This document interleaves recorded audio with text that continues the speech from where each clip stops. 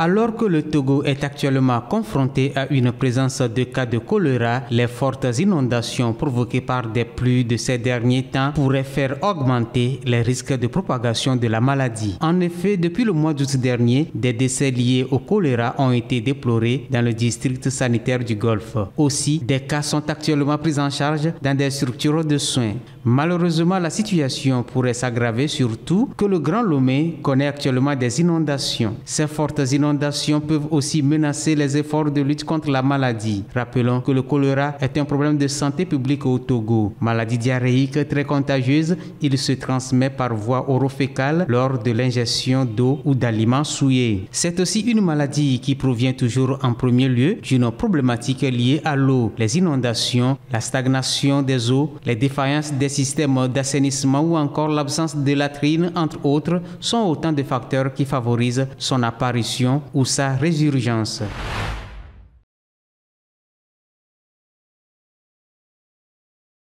Après près de 8 décennies de lutte contre la faim dans le monde, l'Organisation des Nations Unies pour l'alimentation est loin d'atteindre ses objectifs, en particulier celui de zéro faim dans le monde. On en veut pour preuve les récentes statistiques de l'organisation publiées lors de la célébration de la 44e édition de la Journée mondiale de l'alimentation. Jusqu'à ce jour, 730 millions de personnes dans le monde souffrent encore de la faim et 2,8 milliards de personnes ne bénéficient pas d'une alimentation de qualité. Selon la FAO, le problème majeur n'est pas que la disponibilité de la nourriture, mais aussi de la mauvaise répartition de cette nourriture. Dans certaines régions, assure la FAO, la production agricole est abondante. Mais dans d'autres régions, surtout celles frappées par des conflits ou les effets du changement climatique, il est très difficile d'assurer un approvisionnement suffisant en produits alimentaires. Au Togo, la nourriture existe, affirme le programme du bureau de la FAO pays. Mais cette nourriture est gaspillée à outrance dans certaines régions à cause d'une inégale distribution de celle-ci. Certains acteurs pointent du doigt l'inefficacité des différents programmes et projets en soutien à l'agriculture et à la sécurité alimentaire. En 2020, 9000 tonnes de cultures ont été détruites par les inondations sur plus de 6000 hectares. Avec le changement climatique, l'indice de vulnérabilité du secteur agricole devrait passer de 0,70% à 0,75% à l'horizon 2050, ce qui veut dire que le combat contre la faim deviendra de plus en plus rude avec le temps.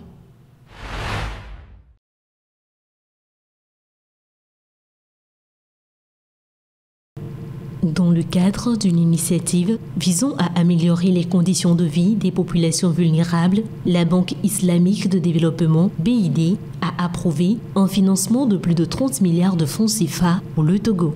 Ceci s'est fait à l'issue de la 357e réunion du Conseil d'administration de l'institution financière en Arabie Saoudite. Dans les détails, ces fonds sont destinés à donner un coup de pouce au développement économique du pays. Ceci passera par le soutien aux activités génératrices de revenus et la mise en place des mesures qui augmenteront la productivité agricole. Cette allocation de la BID en faveur du Togo n'est qu'une partie d'un vaste programme mis en place par l'institution financière où elle a alloué 3 milliards de dollars à 20 projets socio-économiques dans 17 pays membres. Suite à ceci, 9 pays de l'Afrique, dont la Côte d'Ivoire, le Mozambique, le Sénégal et plusieurs autres, ont pour l'instant bénéficié d'un financement total d'environ 1,22 milliard de dollars, soit plus de 12 milliards de fonds CFA. Rappelons que récemment, l'agriculture togolaise, à travers le projet de transformation agroalimentaire, s'est vue allouer un financement de plus de 10 milliards de francs CFA pour la phase 2 du dit projet. Il faut dire que l'agriculture togolaise est un secteur qui est en plein essor, mais confronté aux nombreux défis, dont le changement climatique.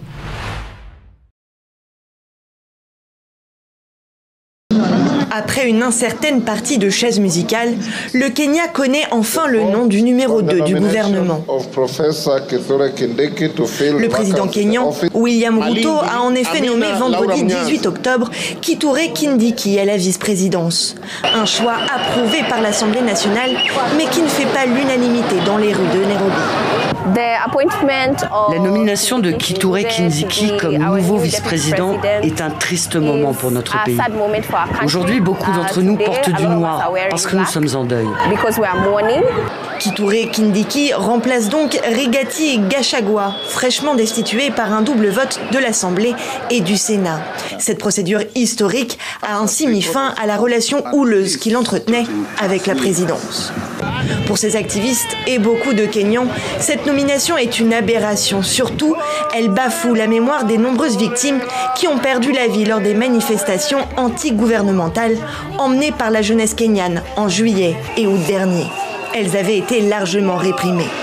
À l'époque ministre de l'Intérieur, Kithure Kindiki avait alors soutenu les forces de l'ordre, un positionnement aujourd'hui vivement critiqué. Kindiki est un meurtrier. Je le qualifie de meurtrier parce qu'il a tué nos enfants, nos frères, nos maris lors des manifestations. Pour cet analyste, ce coup de théâtre politique est sans équivoque le résultat du ressentiment persistant de nombreux Kenyans envers la classe politique. Je pense que si ces manifestations n'avaient pas eu lieu, aucun effort n'aurait été fait pour destituer le vice-président en place. Du moins, pas maintenant. Les manifestations de la génération Z, leurs conséquences et la violence infligée à la jeunesse par la police, cela a mis beaucoup de pression sur le président. Au Kenya, la partie n'est pour autant pas tout à fait finie. Alors que la nomination de Kithure Kindiki était tout juste validée par William Ruto, une ordonnance de justice suspendait presque aussitôt la procédure, jusqu'au 24 octobre. C'est lui qui a procédé aux derniers arbitrages. Le président de la transition, Oligui Nguema, remet au Premier ministre la mouture finale du projet de constitution. Le texte a été adopté un peu plus tôt ce jeudi en Conseil des ministres. L'épilogue de 6 mois de discussion, d'aller-retour entre différentes entités, groupes d'experts, parlement, comité pour la transition et la restauration des institutions ou CTRI, des entités qui opèrent au Gabon depuis le coup d'État du 30 août 2023. Et dans moins d'un mois, le 16 novembre, les Gabonais seront appelés à se prononcer par référendum sur ce projet de texte suprême. Un texte qui n'a à ce jour toujours pas été rendu public, ce que contestent certaines figures politiques locales comme le vice-président de la plateforme Ensemble pour le Gabon, volontiers critique du pouvoir. Que ce gouvernement nous prenne l'intégralité du travail qui a été fait par le gouvernement et le CTRI et les parlementaires, de façon à ce que nous lisons, nous commentons et nous fassons une campagne précise jusqu'à l'arrière-pays pour que les Gabonais apprécient. Il ne s'agit pas d'aller voter un individu, mais d'aller voter par oui ou non l'acceptation ou le rejet d'un document qui s'appelle la Constitution. Pourquoi les gens ont peur de faire le travail correctement ? D'autres, au contraire, ont toute confiance en la parole donnée par l'actuel président de la transition. Parmi eux, Bertrand Zibi, devenu questeur au Conseil économique, social et environnemental après plusieurs années en prison sous Ali Bongo.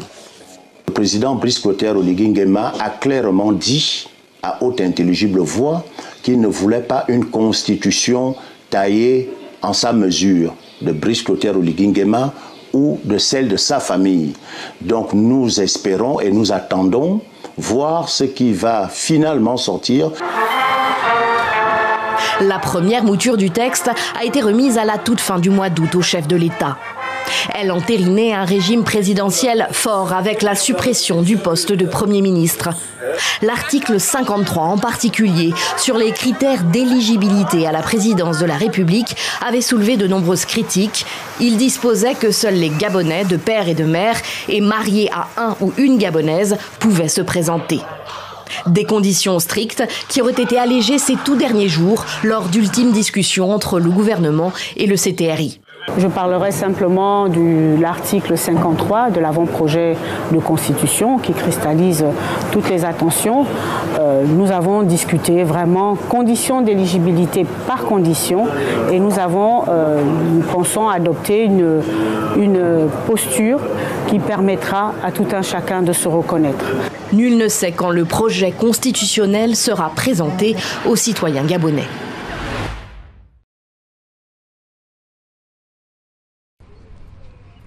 Au Mozambique, l'avocat de l'opposant Venancio Mondlane a été abattu avec un membre de son parti à Maputo, la capitale, dans la nuit du 18 au 19 octobre dernier.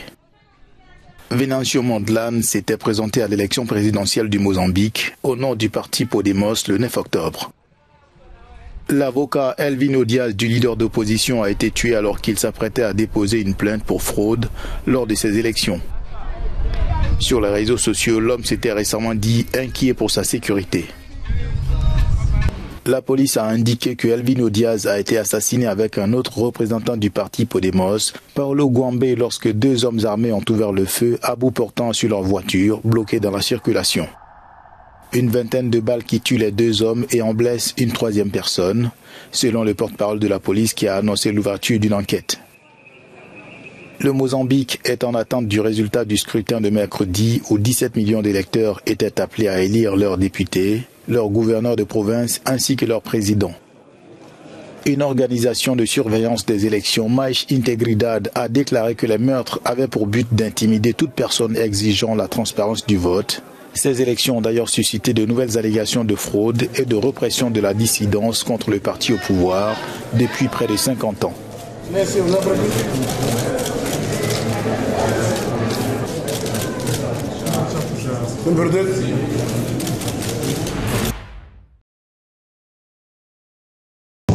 Être assis et attendre. Ici devant des tentes de fortune ou là, sur des briques sous des oliviers. Attendre un passeur, attendre la date d'un éventuel départ et garder espoir, encore et toujours, coûte que coûte. Comme Moussa, 25 ans, originaire de la Guinée. Nous sommes plus de 10 personnes ici. On passe la nuit ici. Ils sont des dizaines comme lui à vivre ici dans ces champs d'oliviers à la périphérie de Sfax en Tunisie. J'ai quitté en Guinée pour atteindre le Mali. J'ai traversé l'Algérie et atteindre la Tunisie. Tout ça là pour espoir d'aller en Europe, pour aller vivre pour aller travailler et aussi soutenir mes parents pauvres qui sont dans le pays. Youssef, lui, est arrivé en Tunisie par avion en février dernier. Un voyage coûteux pour cet Ivoirien de 50 ans, père de 6 enfants laissés derrière lui au pays. Malgré plusieurs échecs, il veut tenter de nouveau de traverser la Méditerranée. Mais notre rêve général, c'est d'aller en Europe. Et au cas où on a empêché, moi personnellement, j'ai été empêché 3 fois sur l'eau. Voilà, 3 fois sur l'eau. J'ai été sur l'eau 3 fois. Donc je prépare encore le 4e pour encore tenter. Voilà, on a envie même de quitter ici. Ce n'est pas parce que nous détestons Tunisie, non. Mais nous ne sommes pas venus pour rester ici.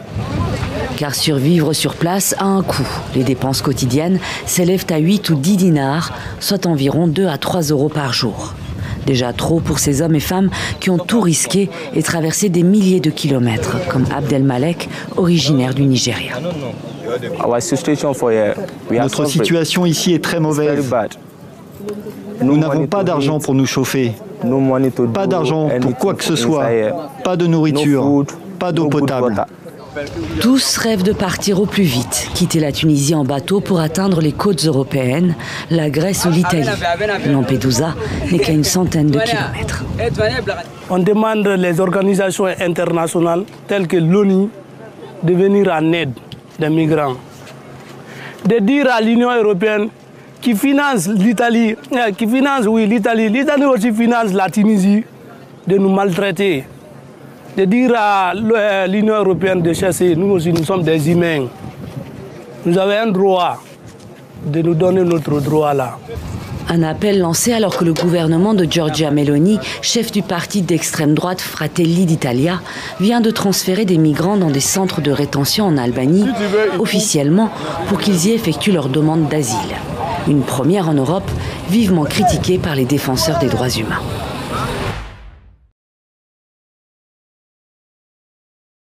Ces membres de l'équipe du Sénégal de paracyclisme se sont donné rendez-vous ici, en banlieue de Dakar, mais les entraînements en groupe ne se font pas régulièrement, faute de moyens. Car pour se rendre sur place et déplacer les vélos, il faut déjà louer ou emprunter une voiture. Et ces coureurs manquent de tout, même d'équipements de base. Mohamed Mansourbaye est sans prothèse depuis 2 ans, après avoir brisé la dernière dont il disposait lors d'un entraînement. Le vélo que vous avez vu, ce n'est pas un vélo adéquat à moi. Ce n'est pas ma taille non plus. Pour un cycliste, tu dois avoir des chaussures de vélo. Moi, j'ai même pas les équipements. Les équipements là que j'ai là maintenant, c'est un ami qui me les a prêtés. Tu vois, en tant que champion d'Afrique, on te prête des affaires pour aller faire ton sport. C'est vraiment difficile, quoi. Pourtant, malgré toutes ces difficultés, l'équipe a remporté de nombreux trophées. Au dernier championnat d'Afrique en Égypte, elle a décroché 4 médailles, dont 3 en or. Des victoires qui n'auraient pas eu lieu sans Macoumba Sarr, ancien légionnaire, devenu paraplégique dans l'exercice de ses fonctions. C'est lui qui a fourni tous les vélos à l'équipe, grâce à des dons d'associations militaires françaises ou de bonne volonté au Sénégal. Il met régulièrement la main à la poche pour organiser les entraînements du groupe, qui à Dakar ont lieu dans un environnement très hostile. Nous, nos courses, ça tourne entre 40 et 80 km. Ici, pour parcourir ne serait-ce que 40 km, normalement, c'est très très difficile. Il y a les ronds-points, il y a les véhicules, il y a le sable parfois. Malgré tout ça, on voit qu'on donne l'exemple à certaines personnes. Parce que partout où on passe, ils se demandent, cette personne, qu'est-ce qui lui prend pour faire du sport ? Une motivation à toute épreuve qui a permis à Edmond Sanka, lui aussi ancien militaire, de représenter le Sénégal aux Jeux paralympiques de Paris en canoë-kayak. Il a frôlé la médaille, terminant 5e, et ce, malgré une courte préparation. Avant de bosser seulement avec une seule jambe. Mais maintenant, quand ils m'ont fait les protèges dans le bateau, je commence à aller vite dans le kayak. Mais je n'ai pas gagné seulement, un an seulement que j'ai fait avec ces protèges-là. Mais j'ai fait 5e mondial. Arrivé à l'aéroport, je n'ai pas vu aucune autorité qui m'a appelé, qui m'a dit mon félicitations, machin. Je n'ai pas vu personne. Un vrai parcours du combattant pour ces sportifs qui, en plus du manque de moyens, n'arrivent parfois pas à obtenir des visas pour participer aux compétitions ou des accréditations pour leurs accompagnateurs.